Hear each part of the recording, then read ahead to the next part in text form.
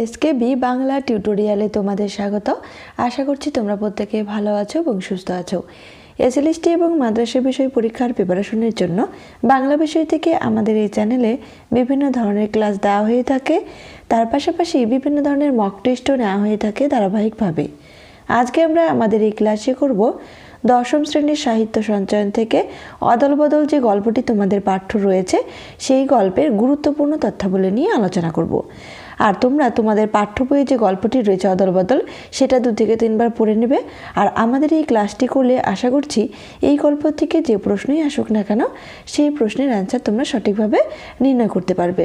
তো চলো তাহলে দেরি না করে আজকের ক্লাসটি শুরু করছি। সাহিত্য সঞ্চয়ন দশম শ্রেণী অদল-বদল গল্প লিখেছেন পান্নালাল প্যাটেল।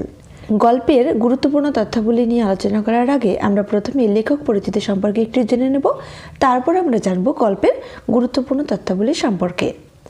পান্নালাল প্যাটেল গুজরাটি ভাষার প্রসিদ্ধ লেখক পান্নালাল প্যাটেল রাজস্থানের দুর্গারপুরে জন্মগ্রহণ করেন 1912 খ্রিস্টাব্দে। যেহেতু তোমাদের পাঠ্যে এই গল্পটি রয়েছে সেহেতু এই লেখক পরিচিতি জন্মমৃত্যু সালটাও কিন্তু খুব গুরুত্বপূর্ণ। সাধারণ মানুষ আর গ্রাম্যজীবন তার রচনায় প্রধান গুরুত্ব পেয়েছে। কার রচনায়? পান্নালাল প্যাটেলের রচনায়। ভারতীয় সংস্কৃতি বিষয়েও তিনি বিশেষ পাণ্ডিত্যের অধিকারী ছিলেন। 1989 খ্রিস্টাব্দে তার মৃত্যু হয়। পান্নালাল প্যাটেলের সম্পূর্ণ নাম হলো পান্নালাল নানালাল প্যাটেল। এই নামটিও কিন্তু খুব গুরুত্বপূর্ণ, তার পুরো নাম কিন্তু আসতেই পারে। তার প্রথম উপন্যাসের নাম হলো ভালামানম। তার উল্লেখযোগ্য কয়েকটি গ্রন্থ রয়েছে, সেগুলো সম্পর্কে এখন আমরা জানব। 1 নম্বরে রয়েছে দেখো জিন্দেগি কা খেল, এটি প্রকাশিত হয় 1940 খ্রিস্টাব্দে। 2 নম্বরে রয়েছে সুখ দুঃখনান সাথী, এটি প্রকাশিত হয় 1940 খ্রিস্টাব্দে।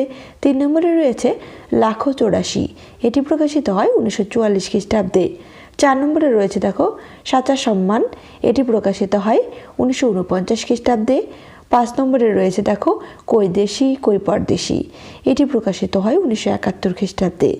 6 নম্বরে রয়েছে আসমানি নজর, এটি প্রকাশিত হয় 1972 খ্রিস্টাব্দে। 7 নম্বরে রয়েছে বিন্নি, এটি প্রকাশিত হয় 1975 খ্রিস্টাব্দে।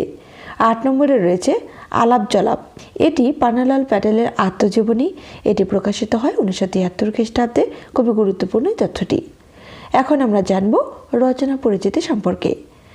অদল-বদল গল্পটির উৎস সম্পর্কে এখন জানব। উৎস পান্না লালনী শ্রেষ্ঠ বার্তাও গল্প সংগ্রহ, এটি সেরা 13 থেকে গৃহীত হয়েছে। অনুবাদককে এই গল্পের অর্ঘ্যকুসুম দত্তগুপ্ত। চরিত্র রয়েছে এই গল্পের মধ্যে, সেগুলো সম্পর্কে জানব। অমৃত, ঈশাব, অমৃতের মা, ঈশাবের বাবা। এখন আমরা জানব এই গল্পের প্রাসঙ্গিক গুরুত্বপূর্ণ তথ্যাবলী সম্পর্কে। 1 নম্বরে রয়েছে দেখো গল্পের সূচনায় রয়েছে হোলির কথা। কোন অনুষ্ঠানের কথা রয়েছে? হোলি। সেই উপলক্ষে গাঁয়ের ছেলেরা সকলে জড়ো হয়েছিল নিম গাছের নিচে। এই তথ্যগুলো কিন্তু খুব গুরুত্বপূর্ণ। 2 নম্বরে রয়েছে আলোচ্য রচনায় এই উপলক্ষে গাঁয়ের ছেলেরা সকলের জড়ো হয়েছিল নিম গাছের নিচে।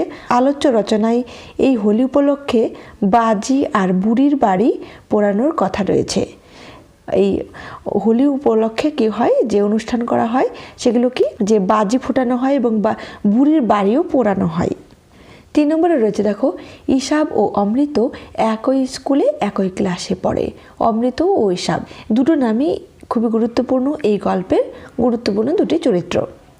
4 নম্বরে রয়েছে দেখো ঈশাবের পরিবারে বাবা ছাড়া কেউ নেই। অমৃতের পরিবারে আছে বাবা, মা আর 3 ভাই।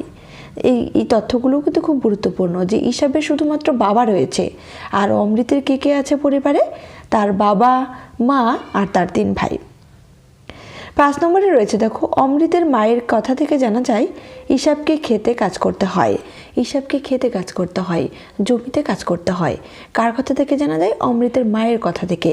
আর কে কাজ করতো? ঈশাব তার বাবার সঙ্গে। 6 নম্বরে রয়েছে দেখো অমৃতকে কুস্তি লড়ার আহ্বান জানিয়েছিল এবং তাকে মাটিতে ফেলে দিয়েছিল কে? কালিয়া। এটিও খুব গুরুত্বপূর্ণ একটি তথ্য। 7 নম্বরে রয়েছে ঈশাব কালিয়াকে কুস্তিতে হারিয়েছিল। কে কালিয়াকে কুস্তিতে হারিয়েছিল? অমৃত না ঈশাব? এ ধরনের প্রশ্ন দিতে পারে। তো কি হবে? ঈশাব কালিয়াকে কুস্তিতে হারিয়েছিল। 8 নম্বরে রয়েছে দেখো, ঈশাবের জামার পকেট 6 ইঞ্চি পরিমাণ কাপড় ছিঁড়ে গিয়েছিল। ঈশাব যেহেতু কালিয়ার সাথে কুস্তিতে লড়েছিল এবং তাকে হারিয়েও ছিল, সেই কুস্তি লড়ার সময় দেখা যায় ঈশাবের জামার পকেট 6 ইঞ্চি পরিমাণ কাপড় ছিঁড়ে গিয়েছিল। তার নতুন সেই জামাটি ছিঁড়ে গিয়েছিল। 9 নম্বরে রয়েছে দেখো, অমৃত ও ঈশাবকে জামা অদল বদল করতে দেখেছিল একটা ছেলে। অমৃত ও ঈশাব তাদের গায়ে যে জামা ছিল হোলি উপলক্ষে, তাদের একই জামা, একই রঙের জামা ছিল। আর ঈশাবের জামা ছিঁড়ে যাওয়াতেই অমৃত কি বলেছিল যে চলো আমরা তাহলে দুজনে জামা অদল বদল করে নিই। আর সেই ঘটনাটি দেখেছিল কে? গায়ের একটি ছেলে। 10 নম্বরে রয়েছে দেখো, ঈশাবের বাবা জাতিতে কি ছিল? পাঠান। তিনি অমৃতের মাকে বাহালি বৌদি বলে সম্বোধন করেছিল। কার মাকে? অমৃতের মাকে। কে বলেছিল? ঈশাবের বাবা। 11 নম্বরে রয়েছে দেখো, অমৃতের মতো ছেলে পেলে ঈশাবের বাবা 21 জনকে পালন করতে পারবে বলে জানিয়েছে। এই তথ্যটিও কিন্তু খুব গুরুত্বপূর্ণ যে কার মতো ছেলে পেলে? অমৃতের মতো। ঈশাবের বাবা বলেছিল যে অমৃতের মতো ছেলে যদি হয় তাহলে আমি 21 জনকেও একসঙ্গে পালন করতে পারবো, কোনো অসুবিধা হবে না।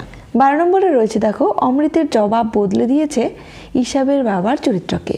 অমৃত যে কথাগুলো বলেছিল যে তাদের জামা অদল বদল করার ঘটনা নিয়ে ঈশাবের বাবাকে, আর সেই কথাগুলি শুনে ঈশাবের বাবার চরিত্র কি হয়েছিল? পাল্টে দিয়েছে, মানে বদলে গিয়েছিল।